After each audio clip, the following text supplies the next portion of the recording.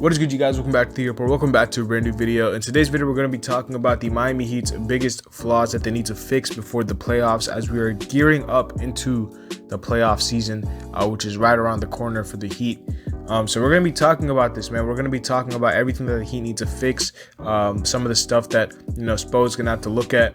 But the Heat just finished up a game last night against the Sixers where they took a tough loss against a shorthanded Sixers team. So we're going to be talking about that. The contender versus pretender series will continue on the next video. So make sure y'all show that video that I posted before this one a lot of love, man. I talked about the 76ers and, how they can be viewed as a contender, a pretender, and analyze their team. I'm going to be doing that for a lot of the other, teams that have a big chance at winning the championship this season. So stay tuned, because there are a lot of big things that are going to come on this channel in the future. But let's get right into it. So the Miami Heat, as we all know, currently are the #1 seed, but just took a big loss. Not a big loss, but a tough loss against the 76ers last night. An undermanned 76ers team, I must say. Credit to the 76ers. They did exactly what they were supposed to do. They played with house money, and they kind of just came out and they outplayed us. And we're going to be dissecting some parts of this game. We're going to be talking about, some of the stuff the Heat have to fix, some of the stuff I saw last night. And let's get right into it. So, number one, the late game offense, man. The late game offense was not good. In the fourth quarter, the Sixers showed that Tyrese Maxey was a guy that they could trust to close out a game. He got in his bag late, man. He made some huge plays on his way to 28 points, man. He was big. He was huge for them. And on the flip side, the Heat couldn't really get much going, late in the fourth quarter. Half court offense was stagnant again, and that's something that Spo's gonna have to fix. The half court offense of the Heat come playoff time is going to be a big test for them, because a lot of these teams are going to be fine going under every screen that Jimmy Butler that is set for Jimmy Butler, leaving Bam open for mid-range jump shots, because they know he's not. They know he has to be forced to be aggressive, and they're going to stick to the shooters. And a lot of these teams are going to be figuring out, how they can slow down Jimmy Butler, how they can slow down Bam, how they can, contain these guys, and how they can contain the shooters. And the Heat have to counter that in some sort of way or form. One of the big issues with last night is that Tyler Hero, who has been a amazing spark off the bench since the All-Star break, probably had his worst game since the break, with 10 points, 4 rebounds and 4 assists. Didn't really provide that scoring punch that we needed, and then defensively he was atrocious. It was Shake Milton and Tyrese Maxey were literally picking on him every time the Sixers were in their half-court offense. It's kind of like they were making a statement that they were going to go at Hero every time. And the Heat had no answer for this. Hero had no answer for this. He was just getting scored on every time. And that's something we're going to have to deal with, because if Hero is closing out games for us, he's probably going to be closing out games alongside Jimmy, Bam, Kyle, and PJ, or Caleb last night. He's going to be closing out games with 4 very good defenders around him, most likely. So teams will know that, or the Heat should know that teams are going to be going at Tyler on the offensive side of the ball every time they can, because he is the weak link defensively in that group. And it's the same thing with the starting lineup with Duncan. So the Heat have to figure out a way that they can eliminate this by blitzing, trapping, doing something that can get Tyler off of the main ball handler for the other team. Because it was kind of just barbecue chicken for Tyrese Maxey and Shake Milton. They were just having their way against him.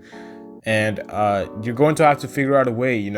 Last night, I don't think we took advantage of one of the weaknesses that the Sixers had, which was Matisse Thybulle offensively. I thought that we should have done a lot more helping off of him than we did. Matisse Thybulle didn't close out the game for the Sixers. I don't remember. I don't think he did. I don't think he was in that closing lineup. But he was in the starting lineup, and You could have taken advantage of him being a non-shooter, a non-factor offensively. Yeah, he could cut, but you should know your personnel, man. Instead of helping off of a Danny Green or someone like that, helping off of Matisse Thybulle is a much better decision than helping off of George Niang or Danny Green or someone who's an actual shooter. So I don't think we did that. Defensively, we were terrible. It was frustrating to watch. We played down to our competition again, as we've done a lot of times throughout these past years, and it was not a fun game to watch. I thought offensively, Bam had I'm pretty sure he only took 4 shots in the first half. That has to be a lot better. In the second half, it was a little bit more better, but I'm surprised looking at this box score. He had 22 points. That was probably the quietest 22-point game I've ever seen. It didn't feel like he had 22 points. It felt like he was a complete non-factor. Because, it was just that, first of all, he was not asking for the ball. And second of all, the team was not force-feeding him like they normally do. There was one possession where Kyle, gave it to Bam, but Bam gave it back to Kyle, and Kyle basically just force-fed it to Bam. I want to see that happen, man. Bam is, with all due respect, Paul Millsap, DeAndre Jordan, and whoever else they put on Bam they're not nothing, compared to what Bam is, and they couldn't even hope to stop Bam. So yeah, DeAndre Jordan and Paul Millsap, that should be easy for Bam. And Paul Millsap and DeAndre Jordan are old men. Paul Millsap is a power forward basically who was playing center for them. DeAndre Jordan is way too slow. You saw that they were attacking. The Heat actually did a pretty good job late in the third quarter attacking DeAndre Jordan in the pick and roll every time. They kept putting him in a pick and roll, and every time he would come up to Tyler and the lob pass to Bam would be open. We did this 2 possessions in a row, and for some reason we stopped doing this, even though it had been working. So we have to know our personnel. DeAndre Jordan, his days in the NBA as an elite defender are done. He's kind of just another guy out there, man.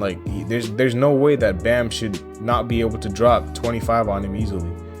So Bam, that was disappointing to me. Jimmy was probably our best player, but again, it was just Jimmy. It was Jimmy. Kyle hit some big threes. If you could take away a positive from this game, it's that Kyle, his 3-point shooting is coming along pretty nicely over these past couple of games. Caleb, I thought, was pretty good as a 3-and-D player. Had some good steals, hit some big corner threes. And speaking of corner threes, PJ Tucker has been invisible offensively since the All-Star break. I mean, he's always a good outlet for the pocket passes whenever a team blitzes us on a pick and roll. But, in the corner, he shot 22% from 3 since the All-Star break. And that's something that has to be fixed because he was leading the league in 3-point percentage. And I think a lot of this is because of fatigue. PJ Tucker has played a lot of games for us, man. He's probably been the player who's played the most games for the Heat, if I'm not mistaken. I think PJ Tucker has probably been our most durable player. Maybe Duncan Robinson and him, but I'm pretty sure Duncan missed some time as well. Yeah, PJ has played 64 games. And out of the 64, he started 63 of them. The one that he did not start was against the Warriors. I remember that game because he didn't play against the Kings the night before. But yeah, out of the 72 games that we played, PJ has played in 64 of them. So he's been one of our most durable players. But I think it's time where we have to rest him for a couple of games at least, man. I know he doesn't want to rest, but come on, PJ. We need you for the playoffs, big dog.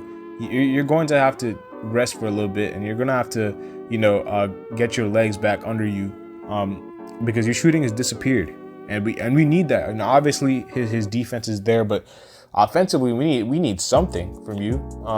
2 points is not enough. Strus, last night was missing all of his threes. He had 1 point, which was a technical free throw or defensive 3 seconds. Something like that, if I'm not mistaken. No, I think it was because we were trying to inbound the ball and there was a foul on him before the ball was inbounded. That's why he shot the free throw. Markief Morris, I thought offensively, I think Markief shows, I think Markief brings something that a lot of our, backups do not, which is the ability to stretch the floor and play in that mid-post area as a hub, sort of how like Bam does a little bit. Dedmon and Yurtseven do not do that. But the downside with playing Keith as her backup center is that rebounding wise, it's, you know, as much trash as I talked about DeAndre Jordan, he has a clear height advantage over Markief, and he was getting killed on the glass by DJ. And that's the downside when you're not playing an actual big off the bench. You know, I would have liked to see, if you want to rest Dedmon, I would have liked to see Yurtseven out there against DeAndre Jordan to clean up some of those rebounds, but it didn't happen. It was Keith who was the backup center. We were without Gabe and Oladipo, but we really should have won this game. Duncan, he hit 2 threes, and that was about it.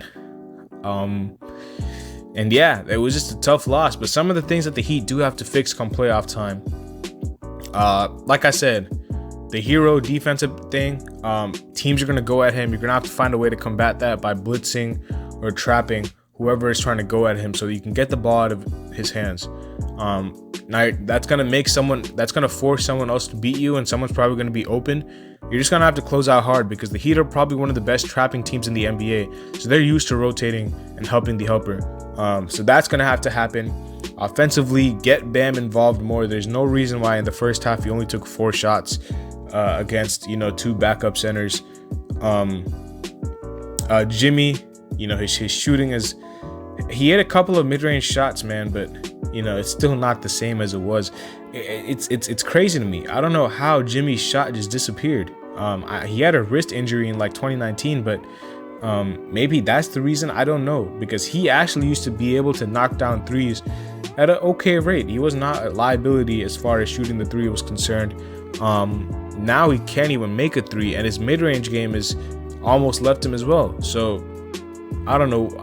You know, Jimmy has to figure that out, because it's gonna be very tough to win a championship when you don't have a guy who can score at all 3 levels consistently. I know Tyler can score at all 3 levels, but if you're relying on Tyler Hero to be your go-to guy, you know, to win a championship when he's only 21, if I'm not mistaken, 22, I think 21, he's 21. You're putting a lot of pressure and expectations on a young guy like that. So maybe it has to be Kyle, maybe it has to be Bam, but Jimmy has to, you know, something has to happen. I'm not even going to put any stock into this, but I'm hoping something happens with this jump shot. Yeah, apart from that, man, that's about it as far as analyzing this game is concerned. Yesterday there was some rumor about Bradley Beal. I think Shams said that Bradley Beal might go to the Heat next year. I highly doubt it. I think he's gonna take his. I don't know if the Wizards are gonna give this money to him, but if they do, if it's like, because what I'm hearing is that the Wizards could offer him like $240 million. Obviously across the span of 4 or 5 years, but $240 to $250 million is like, Bradley Beal is not worth that. So he would be crazy to decline that money. I know like Washington's in like a very like bad spot right now because they're kind of just in like a purgatory where they're mediocre. And Beal probably, you know, would be intrigued by going to the Heat, but the Heat would have to give some stuff up back. I think Tyler might have to be in the package because it's a sign and trade. Obviously the Heat wouldn't be paying him $250 million because that's the extension that the Wizards can only pay because that was his former team, or that's his team right now. The Heat would probably pay him about $140 million, but that's a lot of money for Beal. And Hero might be in the package, so you know, think about it how you want, man. I don't think it's gonna happen. I would just disregard this completely because we've heard about this Beal stuff for so long. You know, we've heard about the Beal rumors for, you know, like years now. So there's nothing that makes me change my mind about this. I don't think Pat's gonna trade Hero. I really don't. I think the jump that he has, you know, taken this year to being an all-star level player, I think that's enough for Pat to keep him. Because if Pat was willing to keep him last year, you know, and refusing to trade for Harden, I know people laugh about that, and I know we didn't have the picks, but Hero would have been in that trade as well. And this year he's better than any year he was before. I don't think you're going to trade him for Bradley Beal. I don't think Pat will trade him for Bradley Beal. So I think you can disregard this. I don't think there's anything in it. I just think it's Sham speculating again, because I think he's going to go back to Washington. I think he's going to take that money.